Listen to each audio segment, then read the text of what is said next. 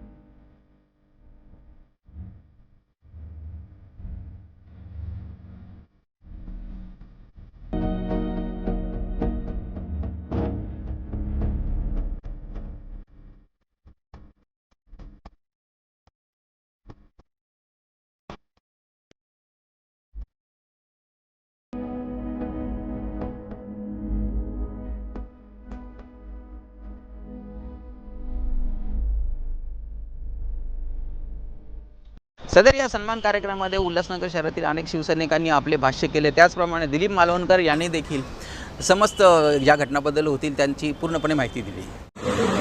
आज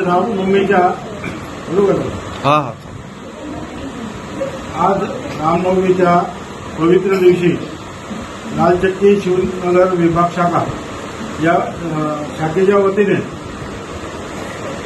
Ulhasnagar channel number 5 मधील जे 2 जुगाराचे अड्डे होते ते आपल्या 72 शिवसैनिक आणि महिला आघाडीच्या रणयोद्धा कार्यकर्त्यांनी उद्ध्वस्त केले आणि त्या जुगाराचे अड्डे चालवणाऱ्या व्यक्तीच्या तक्रारीवरनं आमच्या झुंजार शिवसैनिकांवर 22 कार्यकर्त्यांवर पोलिसांनी गुन्हा दाखल केला. 28 लोकांवर गुन्हा दाखल केला. वास्तविक पाहता जुगाराचे अड्डे असो, लॉजिंग बोर्डिंग असो किंवा डान्स बार असो, हे यांच्यावर नियंत्रण ठेवणं आणि ते बंद ठेवणं ही पोलिसांची जबाबदारी आहे. परंतु पोलीस हे फक्त हप्ते घेऊन त्यांना आश्रय देत असतात आणि ज्या सामाजिक कार्यकर्त्यांनी एक आपल्या समाज बिघडतो आहे, समाज गोरगरीब घरातील जे तरुण आहेत ते व्यसनाधीन होतात आहे, जुगाराच्या नादी लागतात आहे.